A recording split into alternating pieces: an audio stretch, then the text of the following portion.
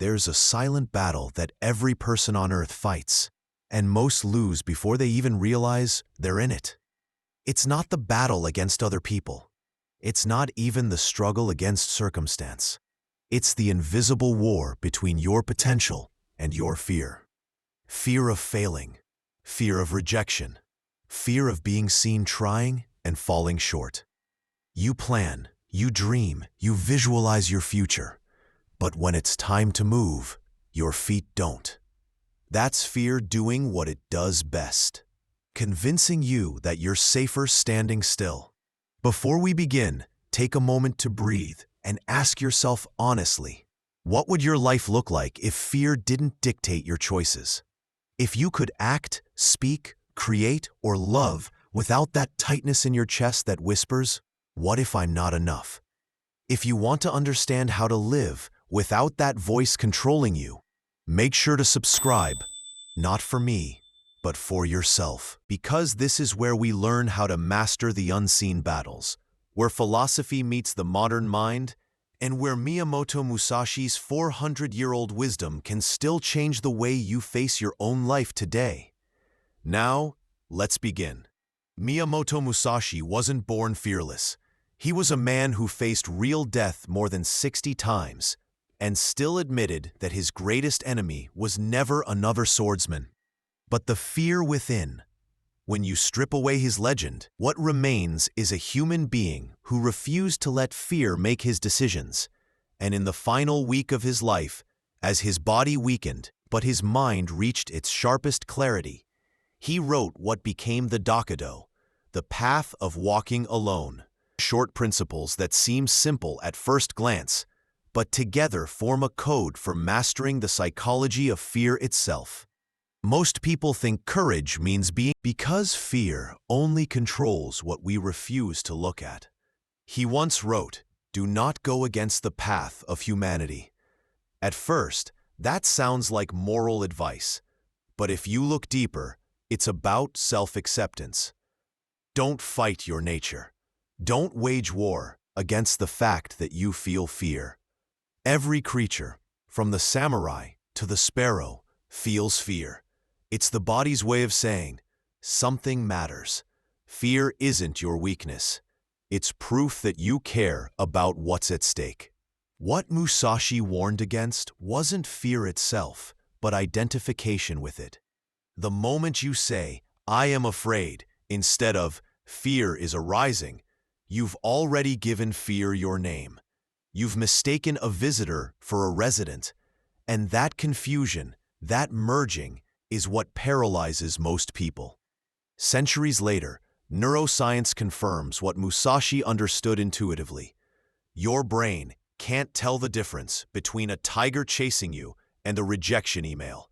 It releases the same chemicals, the same pulse of adrenaline, the same biological alert system that once kept us alive, now keeps us small. It's not protecting you from danger, it's protecting you from change. But Musashi had a solution: adaptation through awareness. He said, do not rely on partial feelings. In other words, don't mistake your emotions for the full picture. Fear is often just the surface ripple. What's underneath is usually a deeper truth. When you pause and look directly at fear, it changes shape. It reveals its message. Maybe it's telling you to prepare more. Maybe it's showing you what truly matters. But if you run from it, it becomes a shadow that follows you everywhere.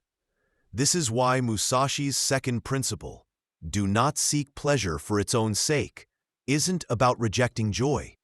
It's about rejecting dependency. The more you chase comfort, the more fragile you become. The mind addicted to ease cannot withstand uncertainty. Modern psychology calls it comfort conditioning. Every time you avoid discomfort, your brain learns that avoidance equals safety, and that creates a self-perpetuating loop of fear. The cure, Musashi says, is to turn toward the discomfort, not away. When you sit with the feeling you've been running from, you discover something radical. It doesn't destroy you, it softens. it dissolves. It loses power. Because fear feeds on resistance. You are not weak for feeling it. You are weak only when you let it decide for you. There's a story, not about Musashi the warrior, but Musashi the observer. In his later years, he would sit near rivers for hours, sketching how water moved around rocks. He noticed something profound. The water didn't attack the rock. It flowed with it. The rock was unchanging. The water adapted. And in time, the water reshaped the rock itself. He saw fear the same way. Rigid people try to fight it and break. Flexible people learn to flow with it, and in doing so, transform it. So he wrote, "Think lightly of yourself and deeply of the world." The ego amplifies fear because it wants control. It wants to look perfect, sound right, be accepted. That's why fear of failure or rejection feels like death. The ego believes it is death.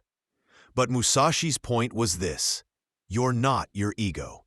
You're not your fear. You are the awareness watching both arise. If you think lightly of yourself, meaning, don't take your identity so seriously, you loosen fear's grip immediately. Because how can fear humiliate someone who no longer needs to impress? How can failure scare someone who sees every outcome as a teacher? That's the paradox Musashi discovered. When you stop running from fear, fear starts working for you. It becomes fuel. It becomes the sharpening stone that polishes your blade. He also wrote, "Have no desires throughout your life." This line has been misunderstood for centuries. It doesn't mean you shouldn't dream. It means don't let desire own you. Desire is a double-edged sword. The sharper it cuts toward your goal, the deeper it carves fear into your heart. The stronger your attachment to a specific outcome, the more terrified you become of losing it. And that attachment creates paralysis. Musashi's alternative is quiet confidence. Pursue your path fully, but let go of the illusion that your worth depends on success. He called it acting without attachment. When you release the outcome, fear loses its weapon. You no longer move to win. You move because movement itself is life. You see, Musashi's rules are not about suppressing fear. They are about freeing yourself from the systems that give fear oxygen. Attachment, comparison, regret, dependency, overthinking. Each rule dismantles one illusion at a time. Take the sixth rule. Do not regret your actions. Regret is fear traveling backward in time. It's the mind saying, if only I had known, I would have been safe. But Musashi's wisdom pierces through that illusion. You didn't know, and that's okay. You knew what you knew then. You acted from that point of awareness. Regret keeps your energy stuck in what cannot be changed. Understanding frees it for what still can. Modern therapists call this radical acceptance. It's the courage to say, that version of me did the best it could with what it had. You forgive the old self not because it was perfect, but because it was human. That's how growth happens, when compassion replaces condemnation. The seventh rule flows naturally after it. Never be envious of others. Musashi saw envy as fear in disguise, the fear of not measuring up. He wrote that comparison distorts perception, creating false enemies where none exist. And in today's world of endless scrolling and digital perfection, his insight feels more urgent than ever. Every swipe is an invitation to feel small. But remember, people show their highlights, not their struggles. You compare your behind the scenes to someone else's edited film. Fear feeds on that illusion. It whispers, they're ahead, you're behind. But life has no finish line. There's nowhere to be, only who you can become right now. Musashi's eighth principle: never let yourself be saddened by separation, may be the hardest for most of us.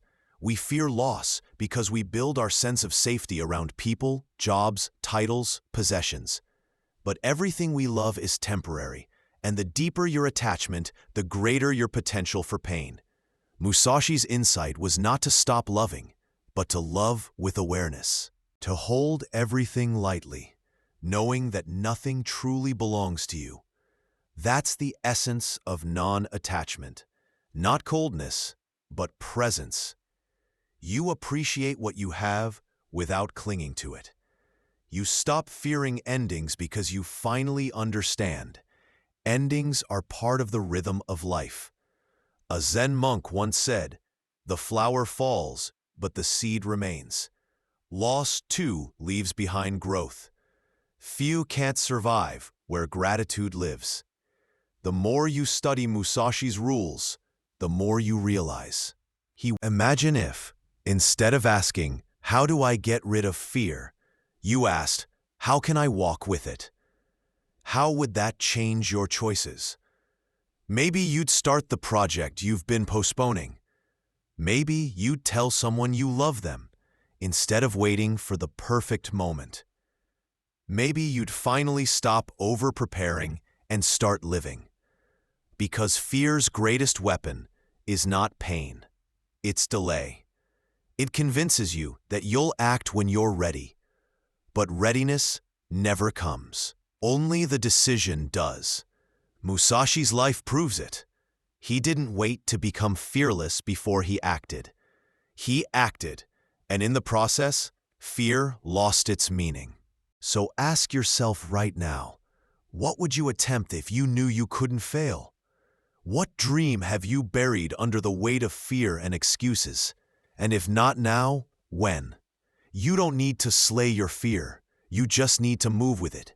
That's what Musashi meant by walking the path alone. Not isolation, but inner independence. The courage to live guided by your principles instead of your panic. And this is just the beginning, because what comes next, in Musashi's remaining rules, will completely change how you see safety, success, and even death itself. If you're still here, you already know this truth. Fear is not the enemy. Stagnation is. So keep listening, because in the next part, we'll dive into the deeper half of Musashi's rules, the ones that teach you how to stop protecting your comfort and start protecting your freedom. Most people live their entire lives trying to build walls high enough to keep fear out. But Musashi knew, the higher the wall, the more you trap yourself inside it. The moment you depend on something external for safety, you hand fear the key to your peace. That's where his later rules become revolutionary, not just for his era, but for ours. He wrote, "Do not covet a private residence." He wasn't condemning ownership, he was exposing attachment.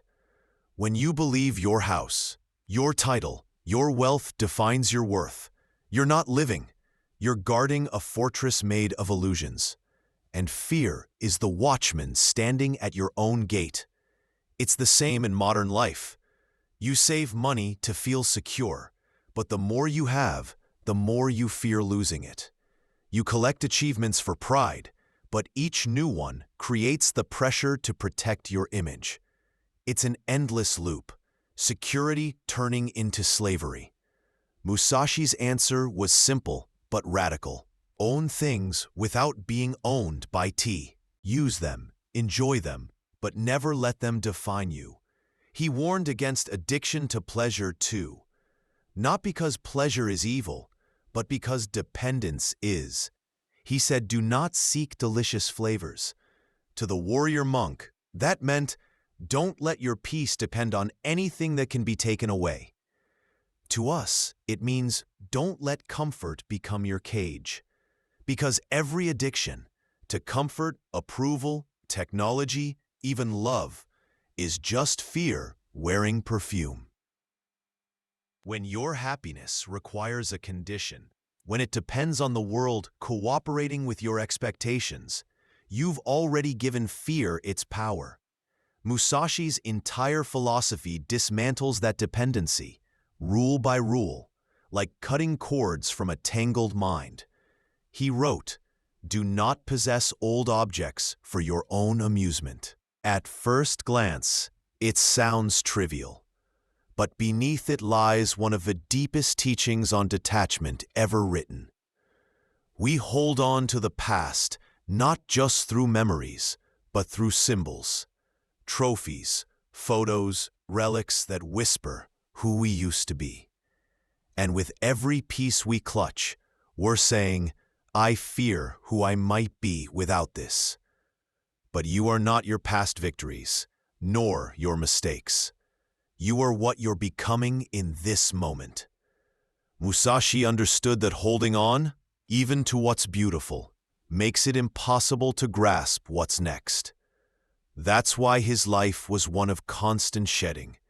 Every duel, every town, every identity, he left behind when it had served its purpose. That's how he kept evolving when others stayed frozen in reputation. That's how his 16th rule says, "Do not act according to ancient customs." 400 years ago, that was heresy. In Japan's rigid society, defying tradition meant dishonor. But Musashi saw the deeper truth. Tradition is a tool, not a prison. When you live by others' scripts, fear rules your every move. You fear disappointing your parents, your culture, your peers. You fear being seen as different. Sound familiar? It's the same fear that stops millions from changing careers, speaking truth, or following dreams. But courage isn't disrespect for the past. It's loyalty to the truth. If a tradition keeps you small, it's not worth preserving. If a rule contradicts your spirit, it's not wisdom, it's inertia. Musashi lived this. He created Jeet Kune Do before the idea even had a name, a philosophy beyond style, beyond rigidity. He fought as himself, not as a disciple of convention. And he won, not because he was the strongest, but because he was the freest. So ask yourself, what traditions, expectations, or unspoken rules are you obeying out of fear? And what would your life look like if you stopped asking for permission to be yourself? He continued, "Do not collect weapons or practice with weapons beyond their usefulness." At first, it sounds like a warrior talking about swords, but the modern translation is sharper than steel. Weapons today are not just tools of war. They're credentials, titles, possessions, opinions, beliefs we use to defend our ego. People hoard them for validation. The more uncertain they feel, the more they arm themselves with achievements, degrees, followers, trophies, hoping these shields will make them safe. But safety doesn't come from accumulation. It comes from clarity. You can learn endlessly and still hide behind knowledge. You can prepare forever and never begin. Musashi warned against that. He said, "The mind obsessed with weapons never touches reality."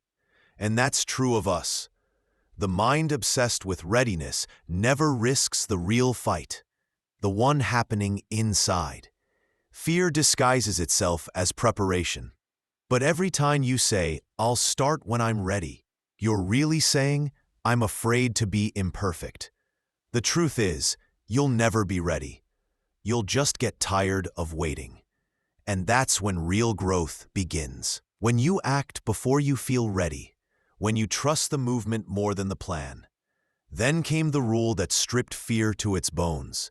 On the way, death is not to be feared. To modern ears, it sounds dark, but it's the brightest insight of all. Because once you stop fearing death, you stop fearing life. You stop clinging to safety and start embracing experience. You stop protecting your image and start living with integrity. The acceptance of death is not morbid, it's liberating. When Musashi wrote this, he was dying. His hands that once gripped a sword could barely hold a brush. But in that stillness, He saw the truth most people spend lifetimes avoiding. Fear doesn't protect life, it suffocates it. When you're afraid to die, you hesitate to live. When you accept death as part of the path, everything becomes lighter. Failure, rejection, loss, none of it can break you anymore. Because the worst thing that could happen is no longer frightening. And paradoxically, that's when you become truly alive. Rule 19 follows with quiet thunder. Do not seek to possess property or treasures for your old age. He wasn't condemning wealth. He was warning against the illusion that security can ever be found in what changes. You can insure your house, invest your savings, plan your retirement, but time will still pass, and the body will still fade.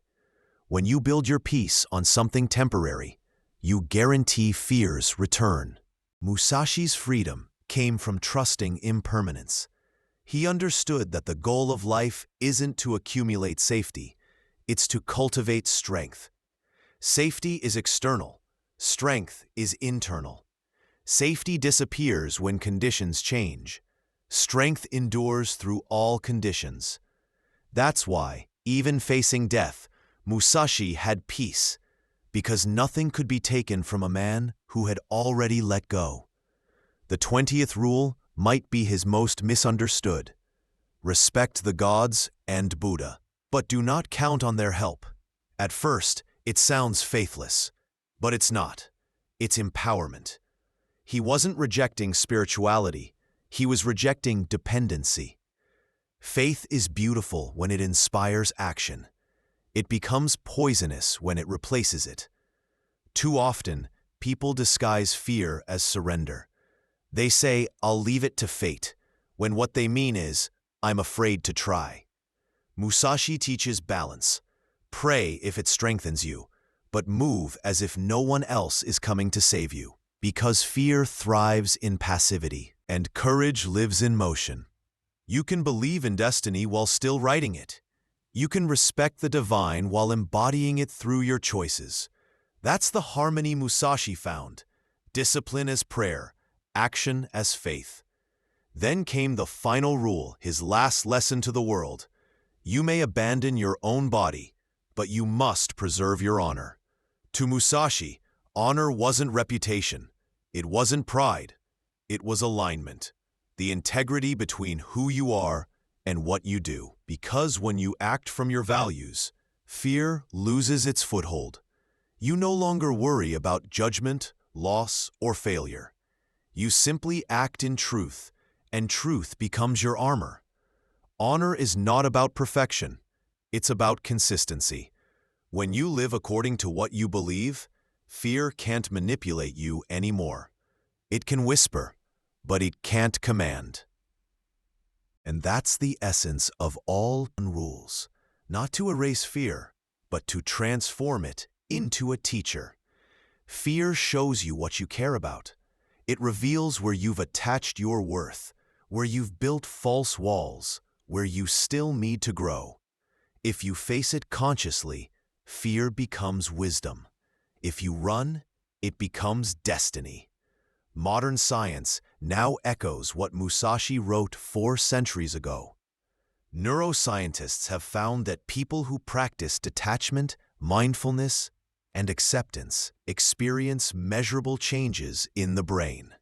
The amygdala, the part that triggers fear, literally shrinks. The prefrontal cortex, the seat of awareness, grows stronger.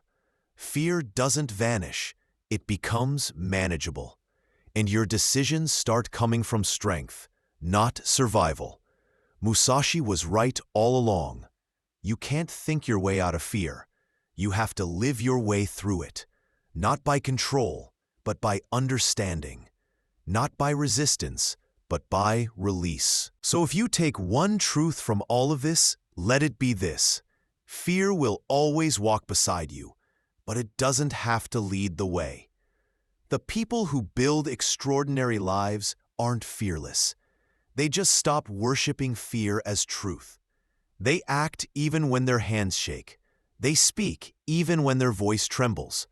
And they learn as Musashi did, that the more you walk toward what you fear, the smaller it becomes.